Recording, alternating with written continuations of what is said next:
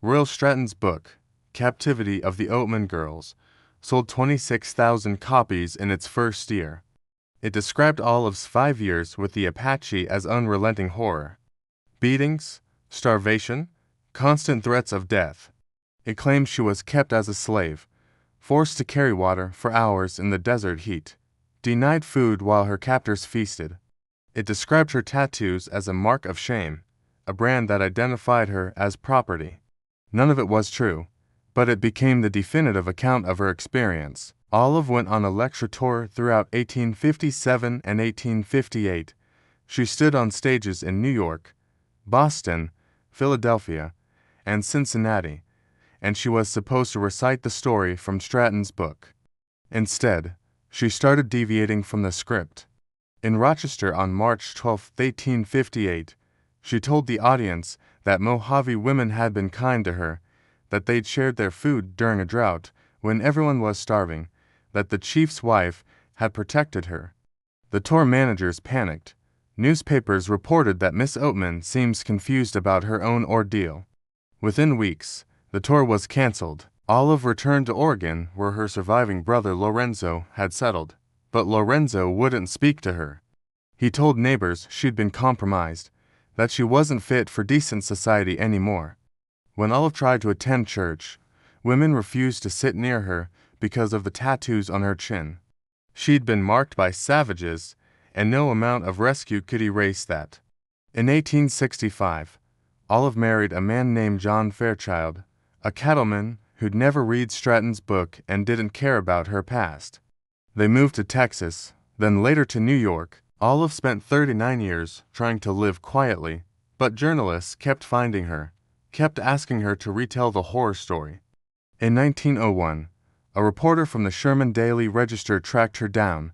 She was 64 years old. The interview she gave was suppressed by the newspaper's editor, but the transcript survived in the reporter's personal papers. It was finally published in 1974. In it, Olive describes the Mojave as the most moral and virtuous people I have ever lived among. She says Espaniol's family treated her better than her own relatives did after her rescue. She describes feeling safe in the Mojave village, feeling valued and protected. She says the tattoos weren't a brand of slavery but a mark of belonging, and she never wanted them removed even though white society despised them. This is not the testimony of a traumatized victim. This is something far more complicated, and in the 1850s, it was completely unacceptable. Now let me tell you about Sarah White, because her story reveals exactly why the government worked so hard to suppress these uncomfortable truths. On July 17, 1869, Sarah White was captured near Camp Grant, Arizona, along with her 6-year-old daughter Emma. Her husband was killed defending their homestead. Apache warriors, possibly from Cochise's band, took both of them north into the Chiricahua Mountains. Sarah was 28 years old, educated, and she kept a journal throughout her captivity. When she was ransomed back to Fort Bowie in May 1871, U.S. Army officers confiscated her journal immediately. They told her it was for official documentation. She never saw it again.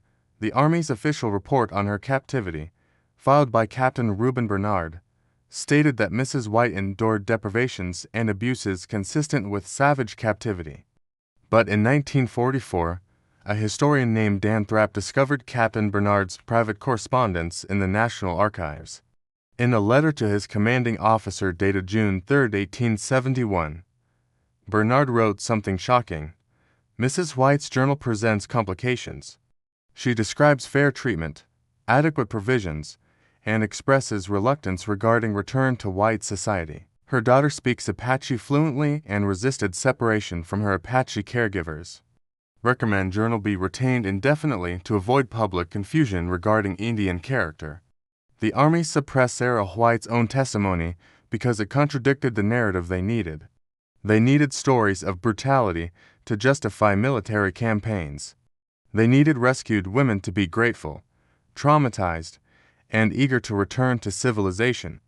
When women like Sarah and Olive told more complex truths, those truths became classified, destroyed, or ignored. But there was one woman who refused to play along entirely, and her decision became a national scandal that forced the government to finally confront what they'd been hiding. Her name was Cynthia Ann Parker. If you're still watching, I need you to understand something. These stories matter not because they're shocking, but because they reveal how history gets written and who gets to tell it. The women I'm describing had their own voices, their own experiences, and those voices were systematically silenced because they complicated a simple story of good versus evil. If this kind of deep, historical truth matters to you, hit that subscribe button now, because next week I'm investigating the Sand Creek Massacre, and I found testimony from 3 Cheyenne women that the U.S. Army tried to bury for over a century. You won't want to miss it.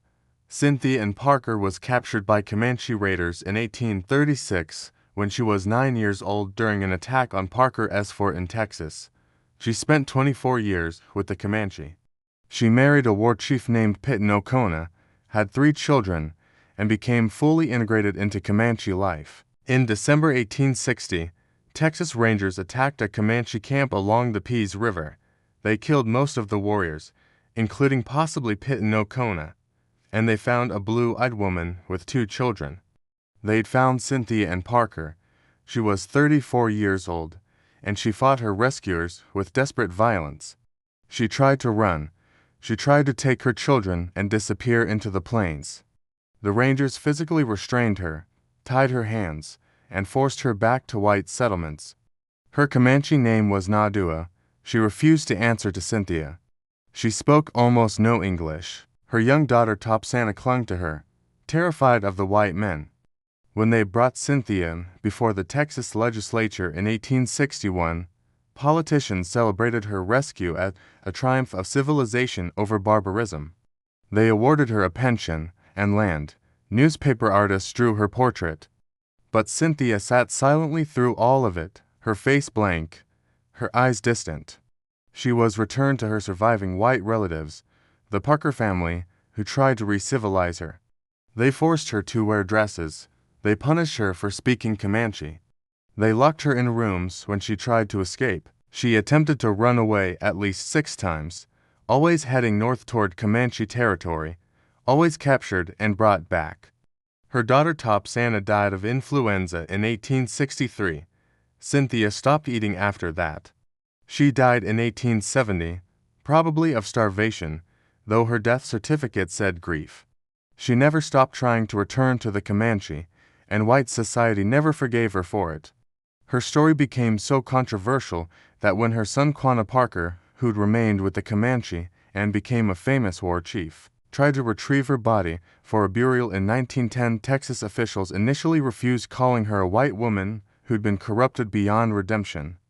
These 3 women, Olive Oatman, Sarah White, and Cynthia Ann Parker, told the same essential truth. Their captivity experiences were far more complex than the frontier narratives allowed. Some were treated well, some built lives they valued. Some didn't want to be rescued, and white society responded to their testimonies with suppression, denial, and condemnation, not because they were lying, but because their truths undermined the entire justification for frontier wars, for reservation policies, for the systematic destruction of native peoples. If captive white women could live peacefully among Indians, could even prefer that life, then maybe the Indians weren't the savage threat they'd been portrayed as. Maybe the violence was more complicated. Maybe both sides were capable of cruelty and compassion. Maybe the easy moral certainties of frontier mythology were lies. Here's what historians discovered in the 1990s when they finally gained access to suppressed military records. Between 1850 and 1880, at least 47 white women were captured by Apache, Comanche, and Cheyenne bands in the Southwest. Of those 47, 19 were eventually ransomed or rescued, and of those 19, at least 11 expressed reluctance or refusal to return to white society, tried to escape back to their captors, or later testified that they'd been treated better by Indians than by whites. The military suppressed all 11 testimonies. The stories we got instead were sanitized, dramatized, and weaponized for political purposes. The real women, Their real voices, their complicated truths, were erased, until now. Modern historians like Margaret Jacobs and Pekka Hamel-Winnan have spent decades recovering these buried testimonies, piecing together the truth from letters, journals, and military correspondence that was classified for over a century. What they've revealed is that frontier captivity was never the simple horror story we were told. It was a collision of cultures where women often became bridges between worlds, where survival sometimes meant adaptation and acceptance, and where the categories of savage and civilized broke down completely when you looked closely at individual human experiences. So here's my question for you, and I genuinely want your thoughts on this.